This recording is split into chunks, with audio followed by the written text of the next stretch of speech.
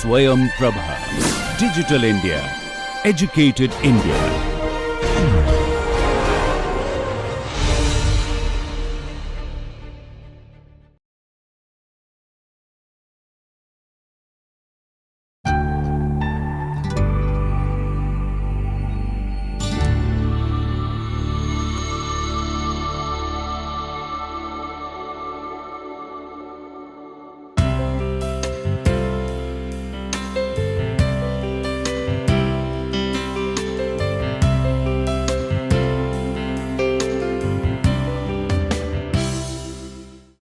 Good morning and welcome to my lecture 4 for the course Partition of India in Print Media and Cinema. So, right now we are discussing about the history of the partition of India. So, without understanding the history we cannot appreciate the artworks, right. So, let us glance through the remaining chapters that we are yet to discuss and which actually precipitated and led to the cracking up of the subcontinent, its dismembering into 2 different nations and later 3 nations that we have today, India, Pakistan and Bangladesh. So, today we are going to talk about Lahore resolution that actually took place in 1940.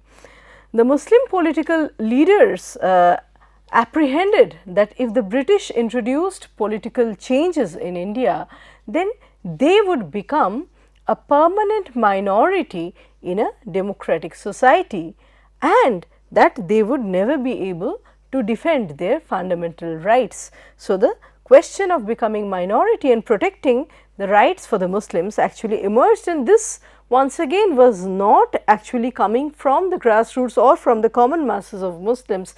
This was an idea that first arrived at the level of Muslim political caucus.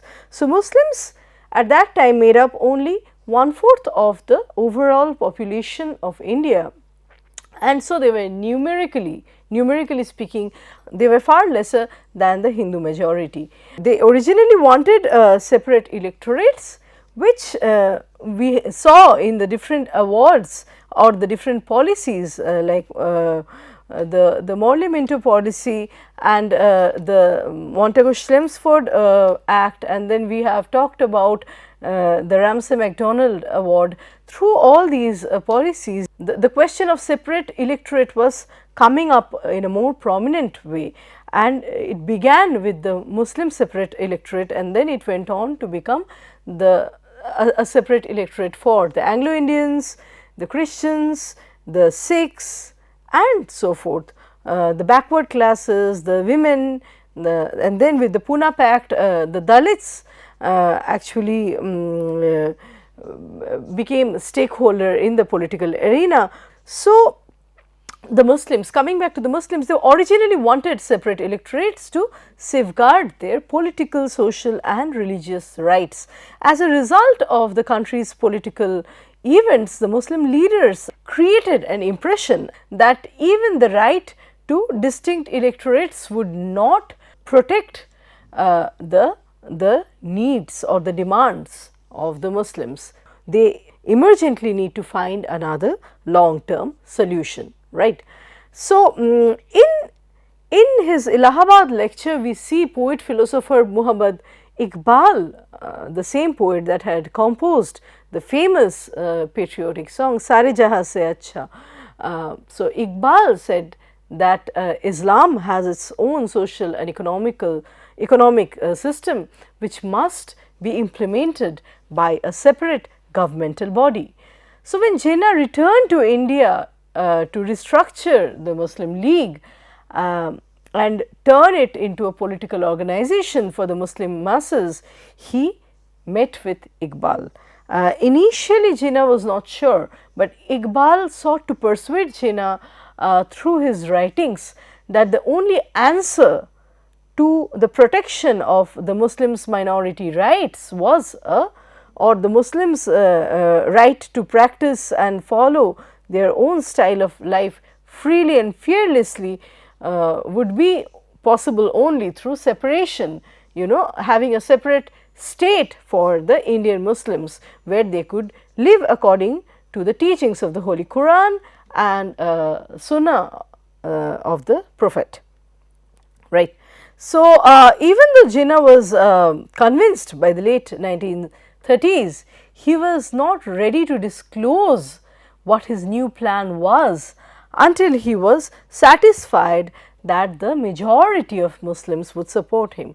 However, I mean, it still remains contested whether Jinnah was supported by a majority of Muslims. The Muslims themselves, the Indian Muslims or the Muslims from the South Asian region cannot be homogenized necessarily. We see different opinions regarding the future of post-independent India actually come up from different Muslim sections. The Bengali Muslims, for example, want something very different from what Jinnah is proposing, and the conflict as a result arises from the 50s through the 60s, and finally there is a new nation state called Bangladesh after the liberation war in 1971. So, a major section of the Muslim community's support for M.A. Jinnah's request to commemorate the day of deliverance on December 22, 1939 was a statement of confidence in Jinnah's leadership, right, whom a section of Muslim masses had begun to see him as their Qaid-e-Azam, their leader. So, the Lahore resolution, commonly known as the Pakistan resolution, was a formal political statement adopted by the Muslim League at the occasion of its 3-day general session on or between 22nd and 24th of March 1940, which called for greater Muslim autonomy in British India. This has been largely interpreted as a demand for a separate Muslim state, and in fact, we see that Lahore resolution very smoothly transitions to the two nation theory, and from there on there is no looking backward, there is no going back to the concept of a unified India, right. So, and this resolution was presented by A.K. Fazlul Haq, A.K. Fazlul Haq. So, Jinnah called for the 27th annual session of the All India Muslim League to be held from March 22nd to March 24th in 1940 at Lahore. So, Sir Shah Nawaz Khan of Mamdod was appointed as the Welcome Committee's chairman, while Mian Bashir Ahmed was appointed as the session's secretary. The session was attended by prominent leaders which included Chaudhry Khalikuzam, Nawab Muhammad Ismail Khan, Nawab Bahadur Yar Jang, A.K. Fazlul Haq, Sardar Abdur Rab Nishtar, Abdullah Harun, Qazi Muhammad Isa, I.I. Chundrigar, Sardar Aurangzeb Khan, Khwaja Nazimuddin, Abdul Hashim and Malik Barkat Ali. So, in the meantime, something had happened. It is another historic event that happens in Lahore. It is a clash between the Khaksars and the British government regarding donning of the military uniform. We know this as the Khaksar tragedy on March 19, 1940. It was a result of a clash between the Khaksars and the British government in Punjab regarding wearing of the military uniform. The Khaksars were actually refrained from wearing the uniform by the British government, but they continued to wear it. It resulted in the killing of around 50 Khaksars and injuring of many more.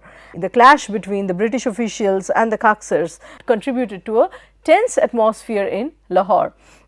So, Sir Sikandar Hayat, who was a unionist leader and the then chief minister of Punjab, actually tried to pursue Jinnah to postpone the Lahore session of the Muslim League because of Khaksar tragedy. Jinnah insisted that he convene the session. So, Jinnah arrived in Lahore by rail on March 21st to take part in the session. He attended the injured Khaksars in Mayo Hospital. So, he was a diplomat. He knew how to actually maintain his public image, he did attend the Khaksars, and so he was able to effectively deal with the Khaksar revolt and yet deliver in his Lahore session. So, Jinnah announced to the press that the All India Muslim League will make a very important decision, a momentous decision in this approaching session. So, he really wanted, he put his heart and soul into this session and wanted it to become a success. He did not want to postpone it, as I have already explained, right. So, the venue of this session was Minto Park near Badshahi Masjid and Lahore Fort. The inaugural session was planned around 3 in the afternoon on March 22nd, so, history witnesses that around 1 lakh people attended the public meeting according to a ballpark estimate. The Nawab of Mamdot delivered the welcoming address as at the start of the session, and following that M.A. Jinnah actually delivered a speech that riveted the audience. Jinnah in this address actually summarized the events of the previous several months, what the development in the independence struggle was looking like according to the Muslim leader. So, in his 2-hour presidential speech in English, he concluded that the Hindus and the Muslims belong to 2 separate theological schools or ideologies, to different stands. They actually subscribe to different social practices, and they can identify with very different literary works or very different literature. They draw their inspiration and influence from very different sources of history, artworks, and cultural, socio-cultural practices. So, Jinnah would emphasize that the Hindus and the Muslims, for example, do not marry and eat together, and that they are members of 2 distinct civilizations. They are built mostly on opposing beliefs and notions. So, their perspectives of life are very dissimilar, which implied that if they coexisted, it would lead to frequent clashes and conflicts, right. This was how he was arriving at his 2-nation theory through the Lahore resolution. So, Jinnah pointed to the fact that Hindus and Muslims actually draw influence from very distinct historical periods. The hero of one literature or one worldview, one philosophy, one way of life is frequently seen as an opponent by the other. They harbor very different value systems, and their successes and failures very often do not overlap. So, in such circumstances, to yoke together 2 such nations within the umbrella of one nation, it would be very, very difficult. And then he also pointed out that the Muslims within that single umbrella would become a numerical minority, whereas the Hindus would remain a majority, and it could lead to a rising discontent and eventual disintegration of any fabric that may be built up for such a state's administration, right. This is actually just going back to the theorists. I would harken back my introductory lecture where I mentioned a number of theorists that also actually legitimized partition of every such country, if they lived together, would actually experience continuous civil wars, ethnic wars, right. So, Jinnah was of the same opinion that rather than have continuous ethnic wars, civil wars, there be two separate nations. And to quote Jinnah, he says that Mussalmans are a nation according to any definition of nationhood. We want our people to reach their full potential in spiritual, cultural, economic, social and political life in the way we believe is best, in accordance with our own principles and in accordance with our people's genius. Right.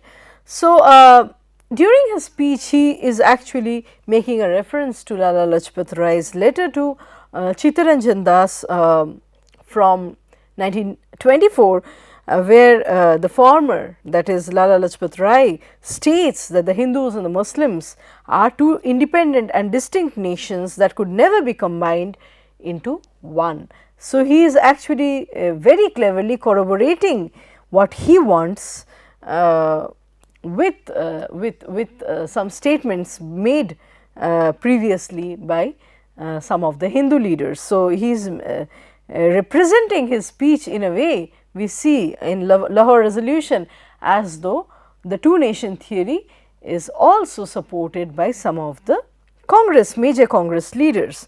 So, in his speech, Jinnah recounted the contemporary situation and stressed that the problem of India was no more of an intercommunal nature, but it has manifestly taken on an international, it has become international in dimension. The gravity of the problem is no longer that of a localized South Asian stature, it has become more than that. So, he criticized the Congress and the nationalist Muslims and thereby espoused what we know as the two nation theory and the reasons for the demand for separate Muslim homelands. So, Stanley Wolpert would read that this was the moment when Jinnah, formerly well known as the ambassador and formerly appreciated as an ambassador of Hindu Muslim unity, totally transformed himself into Pakistan's great leader. So, when we look at the resolution, we see that Bengal's Chief Minister A.K. Fazlul Haq had moved this historic Lahore resolution on March 23. The resolution was divided into 5 different paragraphs and each of them had only one sentence. Despite its clumsy wording, it had sent out a very clear message.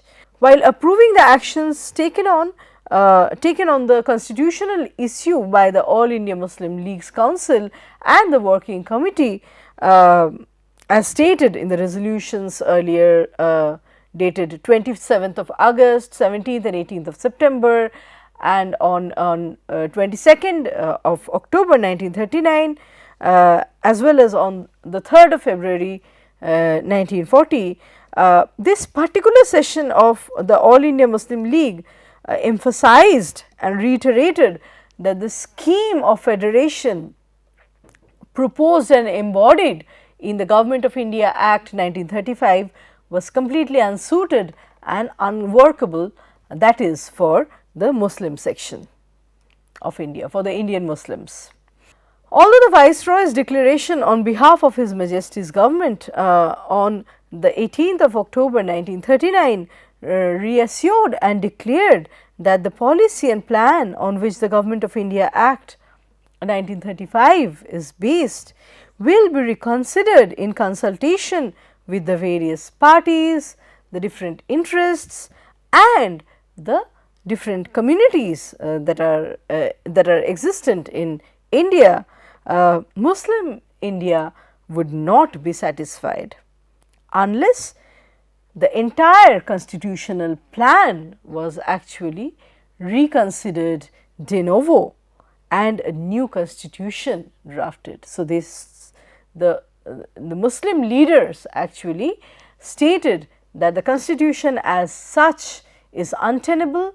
It either be redrafted and reconsidered from the scratch, or the Muslims would, under the auspices of the prominent leaders, they would go for a separate nation state altogether.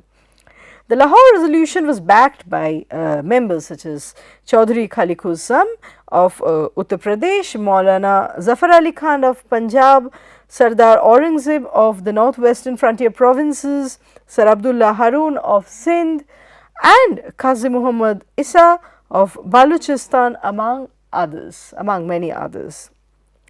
The resolution was finally passed on March 24th, which was the last day of the meet.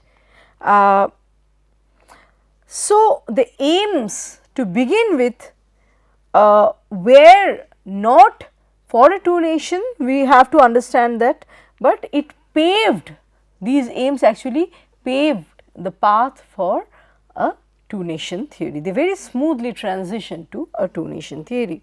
So, the basic aims were, at a glance if we look, were A, the Muslim majority areas of India be merged so that the Indian Muslims may have an area where they can establish their own independent state, and B, the Muslims who are in minority in the independent units and areas should be consulted with and their interests be taken into consideration and be protected within the frame of the constitution, right. They should be able to voice their own interests and protect themselves through the constitutional laws, right. So, let us now look at the controversies centering the Lahore resolution. The resolution's formal name was Lahore resolution, and it did not include the word Pakistan. This term Pakistan resolution was coined ironically by the Hindu publications such as Pratap, Bande Mataram, Milap, Tribune, among others.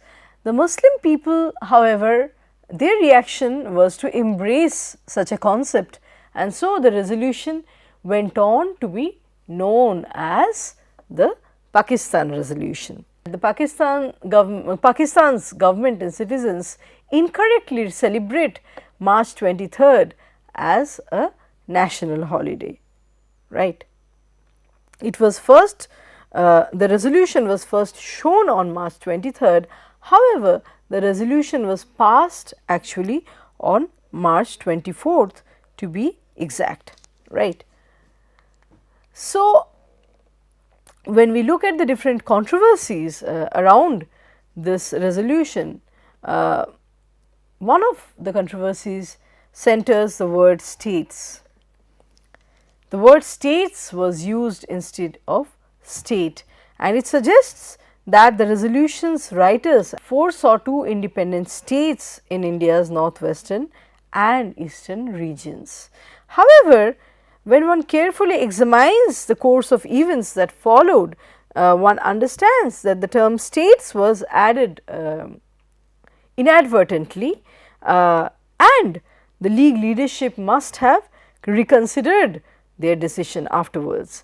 So, the resolution passed at the 1941 Madras session of the league actually stated, and I quote, "Everyone should clearly understand that we are striving for one independent and sovereign Muslim state," unquote. Jinnah used the phrases independent homeland and an independent Muslim state in all his speeches, that the protection of minority rights, separate electorate, voicing of the minorities' demands within the frame of constitution are all actually precipitating to and adding up to a separate homeland, a separate Muslim state, right. Now, we look at the reaction of the other sections towards Lahore resolution. The Hindus outrightly rejected such a resolution, and they called it as the vivisection of Mother India. It was called as vivisection and as full of imperialist ambitions, because such a resolution, as the Hindus saw it, was motivated to block India's march to independence. Now, when we look at the reaction of the Britishers, we see that at least for two reasons the Britishers were also equally averse to the Muslim demand. Now, firstly, they had long considered themselves, the colonizers thought that they were, and they claimed, accolades for the unity of India and for giving India the shape of a nation, a modern nation. So, it was to their credit, they were the architects of a unified India, and that credit would actually go if India is dismembered. So, this is the first reason why Britishers were not really happy with the partition.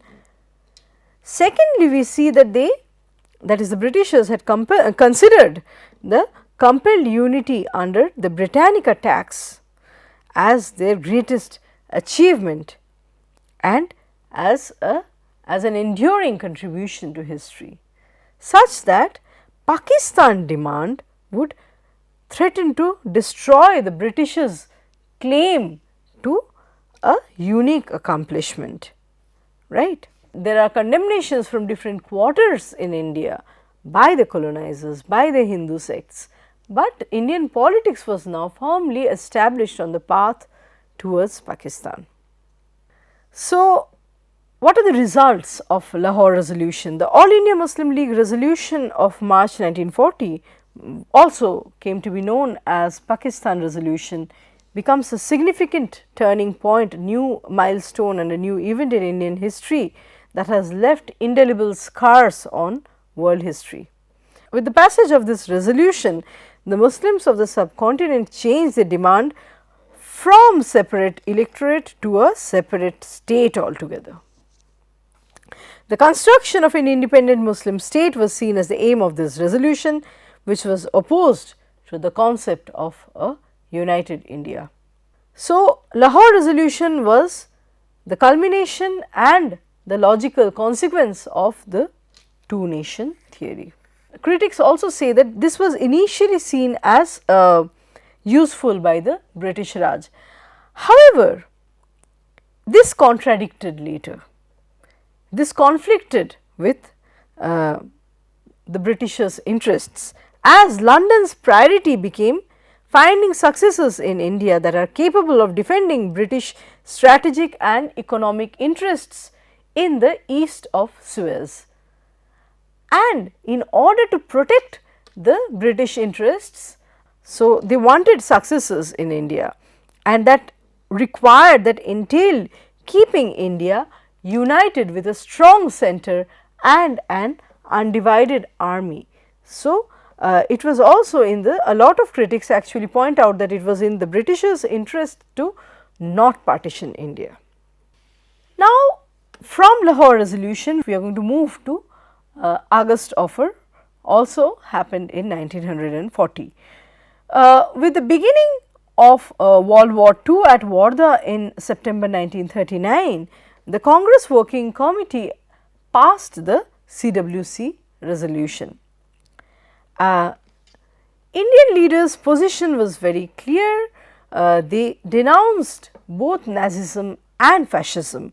The invasion of Poland by the Nazis was criticized, and the Indian leaders proclaimed at that point that India cannot take a side and fight a war for democratic freedom when such a freedom was denied to her in the first place.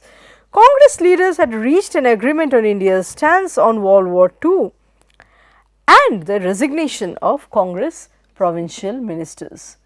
So, disagreements started cropping up.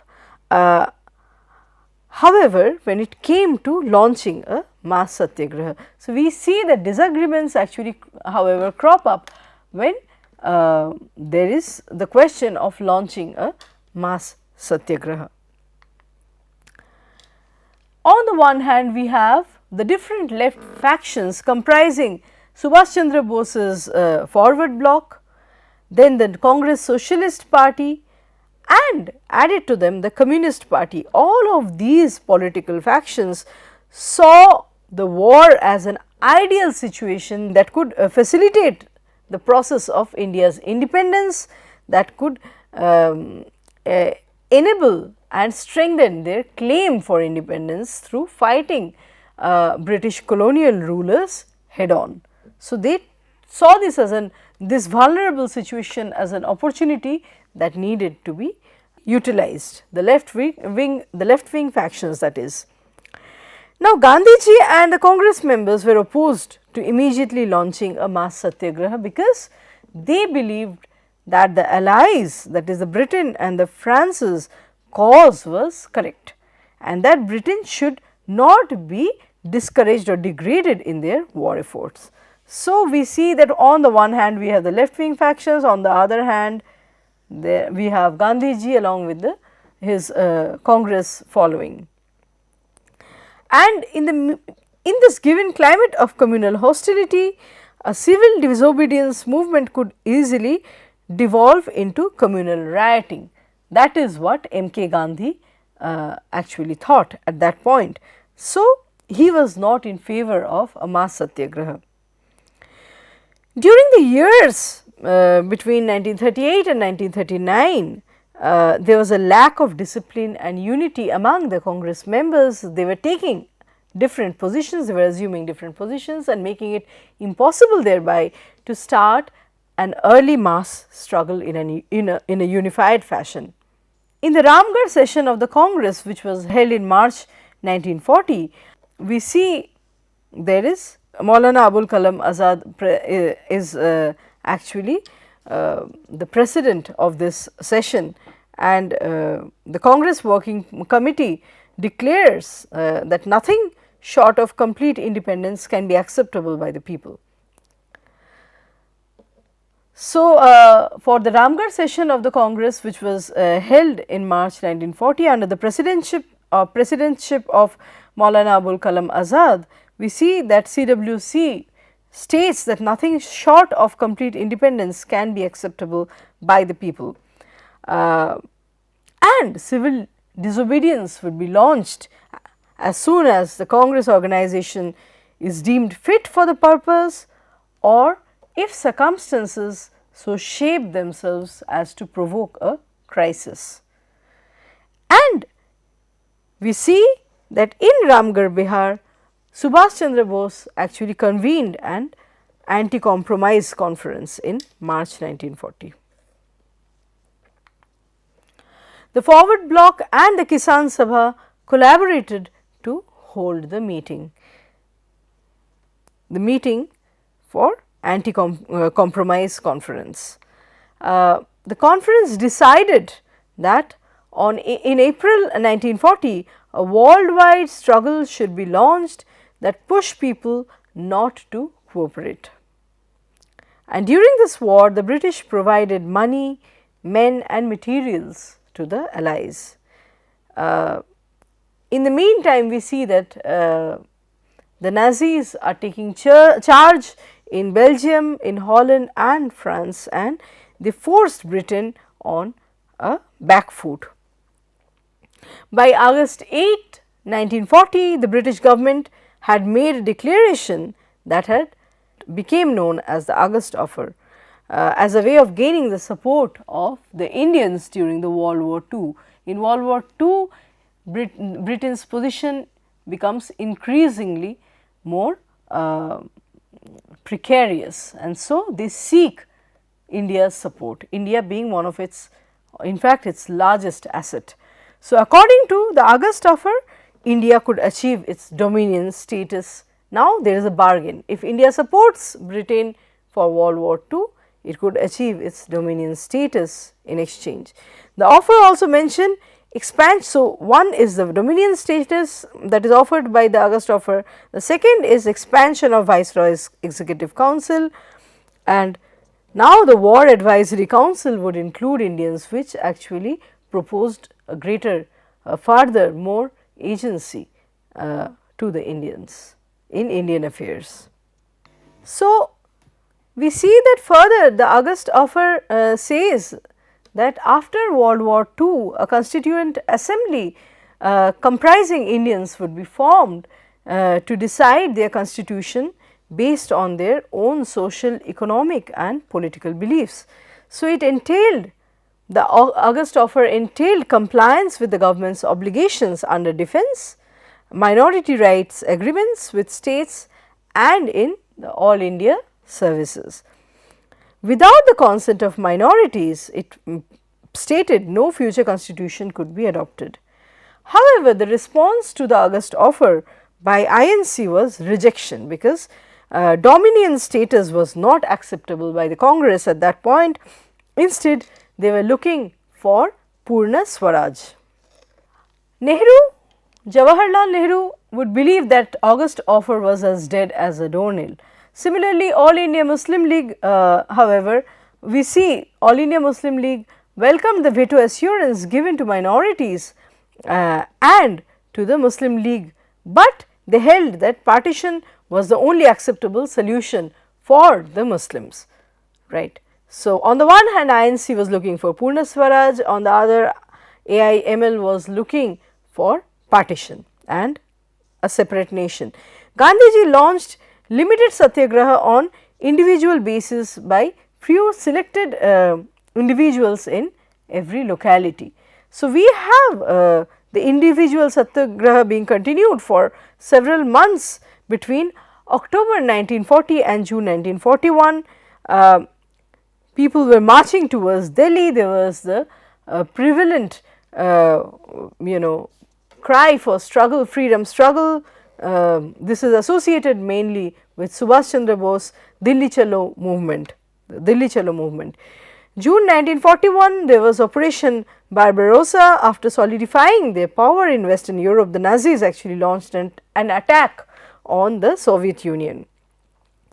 By December 7, 1941, the attack by the Japanese against the US naval base at Pearl Harbor, Hawaii, we see there are all these different larger historical events that actually play an important role in deciding the fate of post independent India.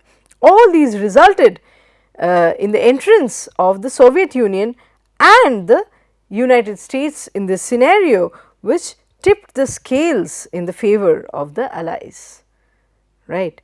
Imperial Japan was rapidly expanding in East and Southeast Asia. So, the position of Britain was further vitiated. Meanwhile, in India the government released Congress leaders who were imprisoned for individual satyagraha. So, the British Raj was willing to concede. The British government desperately wanted to secure Congress cooperation and save the British territories in India in the face of aggression that it faced from Imperial Japan, right.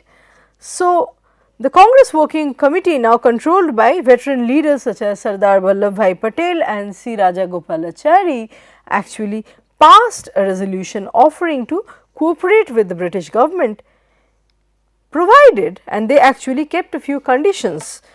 A, full independence must be given right after the war, and then substance of power was transferred immediately to the Indians. And at this point Gandhiji actually designated Nehru as his chosen political successor.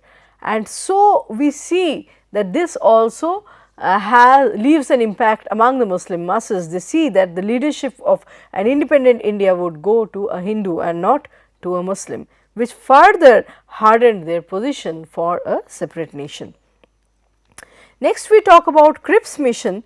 Cripps mission was headed by a senior minister called Sir Stafford Cripps, who was a British cabinet minister and belonged to left wing Labour Party. He came with the proposal to seek the help of the Indians in the conflict because of the setbacks that Britain had experienced in Southeast Asia.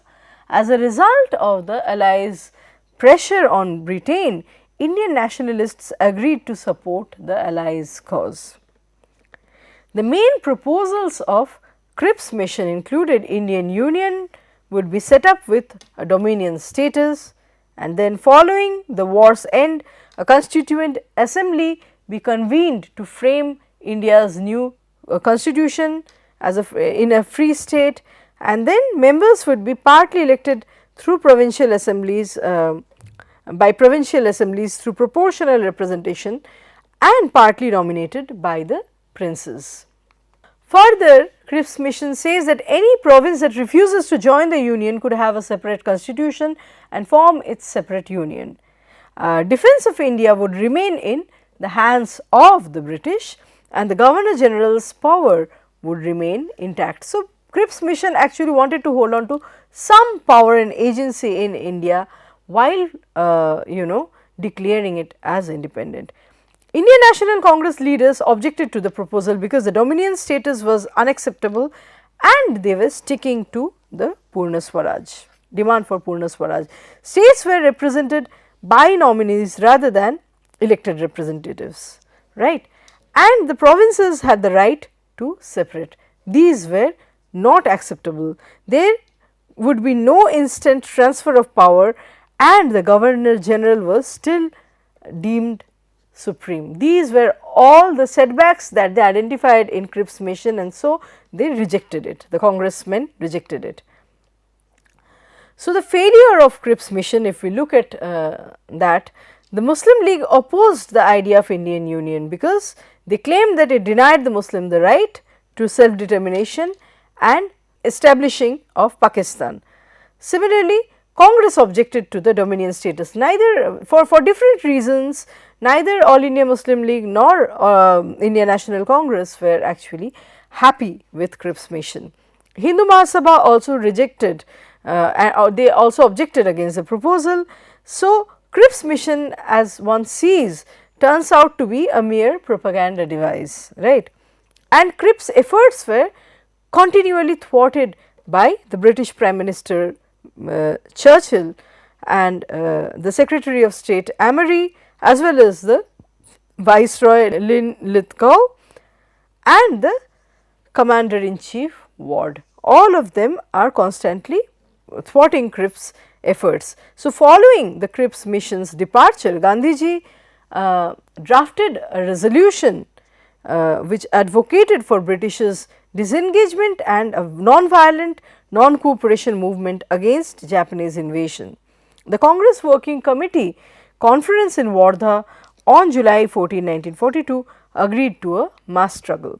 So, the failure of the Cripps mission demonstrated Britain's continued reluctance to comply to India's aspirations for a constitution and subsequent freedom.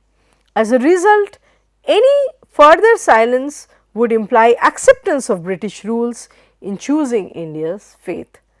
There was widespread unrest as a result of rising food costs and shortages of essentials such as rice and salt as well as the seizure of boats in Bengal and Odisha.